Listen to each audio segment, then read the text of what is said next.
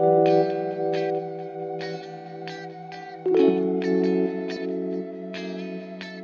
teman-teman, assalamualaikum warahmatullahi wabarakatuh. Ini kebetulan pas lagi makan tadi, kebetulan didatengin nih sama pemiliknya nih, ngobrol-ngobrol. Wah ternyata kayaknya banyak ilmu yang kita bisa ambil nih dari pemiliknya nih. Nah sekarang kita kenalan nih sama pemiliknya dari Marcos Chicken. Tadi mungkin ada beberapa pertanyaan ya, kenapa sih namanya Marcos? Terus kenapa sih ayamnya kok enak banget ya gitu? Wah jangan-jangan Pak Bapak yang satu ini nih punya rahasia nih, rahasia berbisnis juga ya. Oke kita tanya, kita kenalan dulu nih dengan Pak siapa Pak? Saya Suryo. Dengan Pak Suryo. Nah ini dengan Pak Suryo. Pak Suryo ini adalah pemilik Pak ya? Ya, pemilik dari Marcos Chicken. Kalau Marcos Chicken itu kan cabangnya nggak cuma satu ya Pak? Sudah ada di mana aja Pak? Kita baru di Bogor, satu, sama Depok. Ya dua. totalnya baru mulai ini, baru 5. Wah, baru 5. Kita bikin satu aja lama ya, nggak jadi bisnisnya. Oke, pertama nih, kenapa sih Pak namanya Marcos Chicken? Marcos tuh nama siapa Pak? Marcos itu kebetulan saja itu Marcos yang gampang diingat ya. Katanya kalau bikin merek itu nggak usah panjang-panjang, susah diingat gitu. Oh, jadi harus ear catching gitu ya Pak ya? Ear catching, betul. Jadi biar gampang diingat orang gitu. Pak Suryo ini dulu awalnya backgroundnya apakah sudah langsung terjun ke wira swasta atau pernah bekerja sebelumnya nih Pak? Saya ini sebenarnya orang penjaga warung dari dulu kala gitu. Biasa kalau bisnismen merendah. Saya jaga warung itu di beberapa merek, mulai dari asal Amerika. Boleh sebut merek? Boleh Pak, boleh Pak. Mungkin banyak franchise dari Amerika. Wah, sudah mulai KFC, saya pernah kerja di KFC. Oke, itu rahasianya kenapa ayamnya enak. Nih jangan-jangan yang tahu 11 bumbu rahasia KFC nih. Terus di mana lagi Pak? Kalau untuk fried chicken KFC sama AW. Oh AW juga. Ya, AW juga. Wah, sejak kapan Pak Suryo terjun ke bisnis Pak? Nah, kalau untuk bisnisnya ini saya awalnya itu memang bergelut di bagian research development. Bagian mengolah makanan di dapurnya mungkin lebih lama di sana. Jadi dulu itu awalnya berkecimpung di sini karena saya punya hobi membuat konsep makanan. Oke. Nah, lama-lama kok itu mengasihkan, jadi lebih ke memformulasikan mulai dari tepung ayam itu, saus-sausan. Terus mulai berbisnis itu? Sekitar ini jalan tahun kedua. Baru tahun kedua ya, baru tahun kedua sudah 5 cabang. Alhamdulillah. Ini memang bentuknya franchise Pak ya?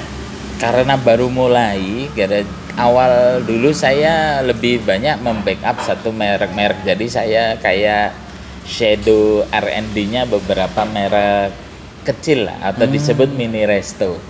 Mungkin ada beberapa pemain di Depok, bahkan sampai luar kota. Nah saya itu kan ceritanya awalnya jualan bumbu-bumbu itu. Oke. Jadi saya memformulasikan nanti maklun ke satu pabrik.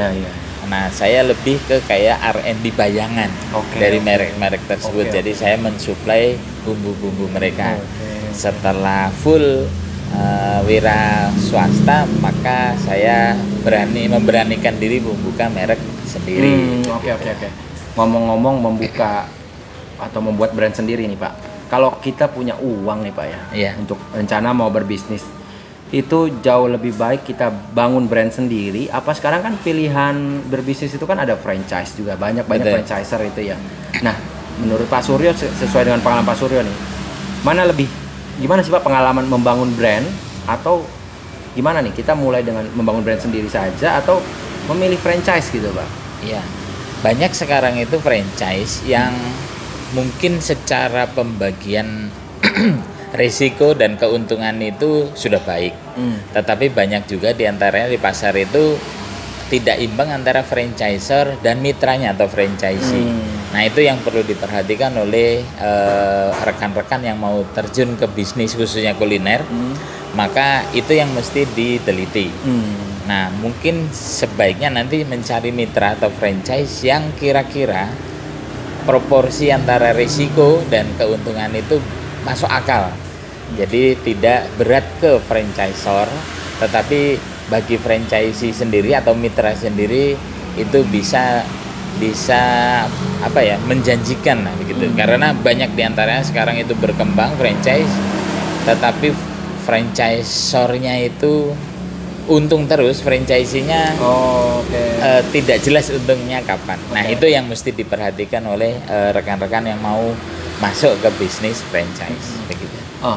Kira-kira apa ada pengaruh nggak sih Pak suatu brand franchise tertentu dengan dengan kemampuan dia membangun brandnya sendiri gitu loh Pak, membangun. Iya. Jadi seperti yang saya sampaikan tadi, pemain besar atau franchise yang mereknya itu sudah established belum tentu sistem di dalamnya baik. Nah itu yang mesti dipelajari oleh rekan-rekan yang mau masuk ke bisnis tersebut.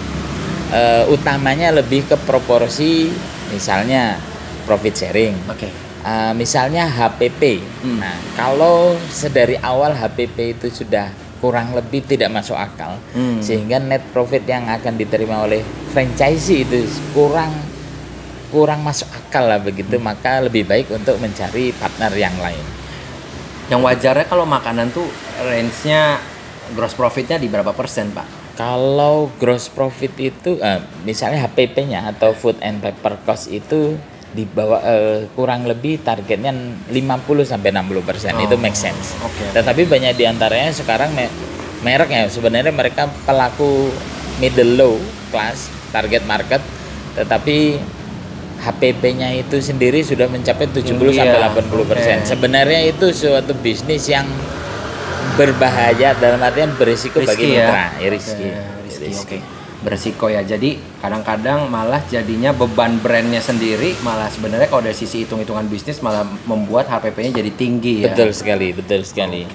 Nah, ini terus dari sisi ini kan kalau saya lihat Marcos Chicken ini tidak hanya menjual satu jenis, tidak hanya ngomong ayam fried chicken gitu, tapi ternyata banyak burger. Tadi saya coba burgernya enak banget gitu. Pak. Terima kasih. Minuman kekiniannya juga masuk nih teman-teman, ini enak mereknya Marcos Republic. Ya. Minum puas harus lepas apa? Harus lepas harga pas ya.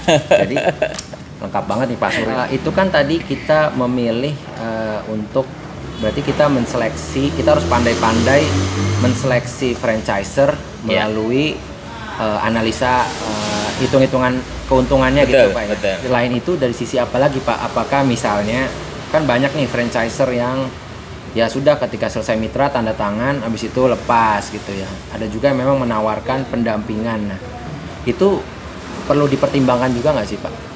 Persis, itu salah satu benefit yang harusnya menjadi pertimbangan oleh rekan-rekan yang mau masuk bisnis franchise.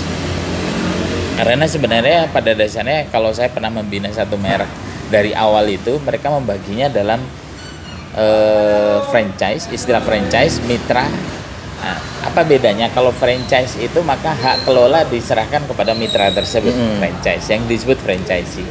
Tapi ada yang disebut mitra, maksudnya adalah si mitra tersebut menyetorkan sejumlah dana dan resource, misalnya lokasi, dan semua dikelola oleh holdingnya.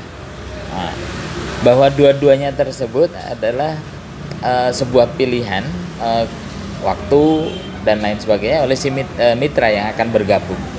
Yang lebih penting kembali lagi bagaimana bentuk paket kerjasama.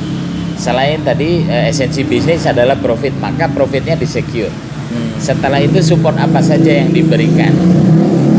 Kalau support berupa suplai bahan baku itu sudah jamak lah, itu pasti. Karena pihak franchiser utamanya itu pasti jualannya dari situ ya. Jualan dari sana. Akan tetapi kalau franchiser yang baik atau yang relatif mengutamakan sustainability adalah mereka ngambil profit yang wajar dari yang disuplai. Karena selain itu mereka juga harus provide apa itu training, apa itu kalau bisa pelajaran auditing.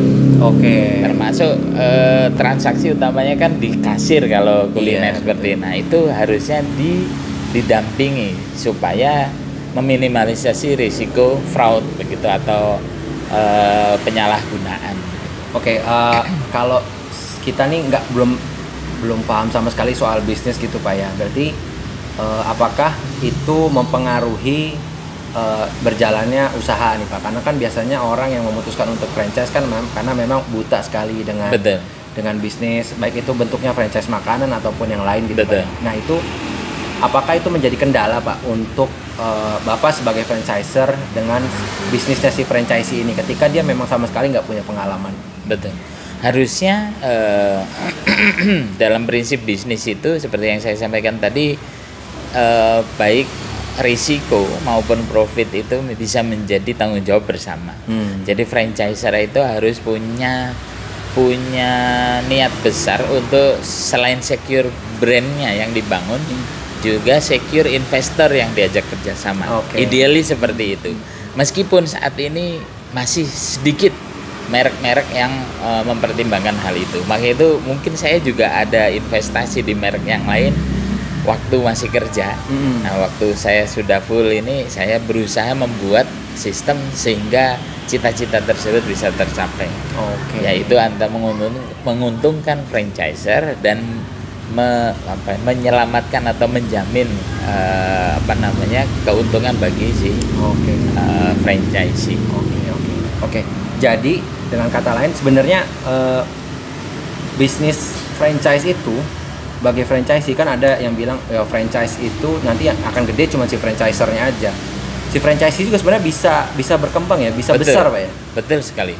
Bisa besar ya. Jadi nggak perlu takut ya selama memang kita sudah memilih sesuai tadi yang disampaikan, menganalisa dengan baik. Chemistry dengan si franchisernya juga mungkin perlu. Betul sekali. Perlu ya Pak ya. Betul sekali. Makanya itu kalau saya lebih mengedepankan mungkin mitra, saya anggap mitra lah, orang yang saya ajak kerja sama. Karena kalau kita anggap mitra maka spiritnya adalah bisa berkembang bagi franchiser maupun franchisee begitu, harusnya seperti itu. Sebagai franchiser Bapak ada kekhawatiran nggak sih si franchisee ini palingan kerja sama Bapak setahun 2 tahun, habis itu dia melepas merek jualan sendiri gitu? Meskipun itu sah-sah saja dalam bisnis ya. Begitu. Tetapi benefit secara keseluruhan itu lebih menjadi dasar pertimbangan orang untuk bisnis. Dalam arti keberlanjutan. Karena kalau mulai lagi dari awal pun semua orang pasti mengalami kesulitan. Iya, betul. Kalau kemudahan itu lebih banyak dibanding kesulitannya, maka biasanya lebih nyaman. Sebenarnya mau bangun sendiri ataupun mau franchise selama memang secara perhitungannya sudah jelas, bisnisnya digeluti dengan dengan sungguh-sungguh, siapapun bisa sukses ya. Betul sekali, persis seperti itu. Oke, jadi kalau kita dengar diskusinya nih, teman-teman, Pak Suryo ini bukan tiba-tiba orang yang muncul lalu kemudian mencoba membangun bisnisnya ujuk-ujuk bagus brandnya tiba-tiba disebarkan, tapi kalau kita dengar Pak Suryo ini pengalaman di korporasinya juga banyak gitu, sehingga kayaknya sih semua ilmunya diterapin di bisnisnya. Itu berarti profesionalisme kerjasama bisnisnya juga bisa terjaga gitu ya Pak Suryo. Amin, semoga demikian. Jadi, buat Bapak Ibu nih yang mungkin bingung nih mau bisnis apa gitu ya, lalu kemudian mau mulai brand nggak tahu harus bagaimana, pengalaman belum ada, jangan ragu-ragu nih untuk memilih franchise atau memilih jalan franchise ya. Franchise menjadi franchisee, tapi tadi memilih pasangannya atau franchise-nya sesuai dengan dijelaskan oleh Pak Surya tadi. Teman-teman. Ini benar-benar daging semua nih, enak banget ngobrol sama Pak Suryo nih. Pengalamannya banyak banget ya teman-teman. Boleh tahu Pak, kira-kira bermitra dengan Marcos Chicken ini mulai di nominal berapa sih Pak? Sebenarnya seperti yang saya sampaikan tadi, ini bisnis itu baru, ini menginjak tahun kedua. Jadi saya saat ini masih memperkuat dengan mitra-mitra kerjasama. Jadi belum full franchise, tetapi lebih ke mitra. Maksudnya misalnya ada rekan atau yang berminat untuk bisnis kuliner dengan Marcos, kita bisa sharing yang saya sebut resource. Nah, jadi belum full seperti franchise, akad, tanda tangan, maka kami sebagai franchiser ini karena baru tahun kedua, kami masih konsolidasi internal. Oke. Tapi mungkin bisa lah menjajaki gitu ya Pak, kemungkinan kerjasama bisa ya. Terakhir nih Pak, saya dengar-dengar Pak Suryo ini salah satu bidangnya adalah di masalah sertifikasi halal. Oh iya, betul. Itu berarti Marcos Chicken nih, meskipun namanya agak-agak ke Amerika Latinan, tapi terjamin lah halalnya Pak ya. Iya. Terjamin halalnya. Wah teman-teman nih kalau mau dilanjutin sejam 2 jam juga nggak bosan nih, karena enak sekali Pak Suryo ini diajak diskusinya. Tapi intinya buat teman-teman satu yang belum mau mulai bisnis, dan kalau mau cari makanan fried chicken yang enak, burger yang enak, harga terjangkau, jangan ragu-ragu datang ke Marcos Chicken, karena chefnya di dapurnya ini wah itu berpengalaman sekali. Rasanya tadi saya udah cobain, enak bener, nggak heran sih karena memang beliau rahasia dapurnya ya KFC juga, awet juga gitu ya. Oke. Nah, cuman buat Bapak Ibu yang mungkin berencana untuk mengembangkan bisnis, ya jangan ragu-ragu juga nih, karena Pak Suryo ini experience sekali di bisnis modelnya, juga tadi sangat jelas. Setup bisnisnya juga tadi beliau jelaskan juga clear ya teman-teman ya. Jadi jangan ragu-ragu untuk bermitra seandainya teman-teman ada yang mau bermitra nih. Saya ucapkan terima kasih Pak Suryo. Terima kasih. Saya sangat senang sekali nih owner mau ngobrol bareng sama saya nih ya, oke. Dan berbagi pengalaman dan kisahnya. Mudah-mudahan Marcos Chicken juga semakin berkembang Pak. Amin. Semakin banyak membantu perekonomian Indonesia nih. Amin. Saya ucapkan terima kasih ke Pak Suryo sudah meluangkan waktunya, dan buat teman-teman semangat terus untuk berbagi seperti Pak Suryo ini. Kalau kayak niatnya tulus banget nih ya, berbisnis dan berbagi sharing pengalamannya. Oke, sampai ketemu lagi di video selanjutnya. Semangat terus menebar kebaikan. Assalamualaikum warahmatullahi wabarakatuh. Waalaikumsalam.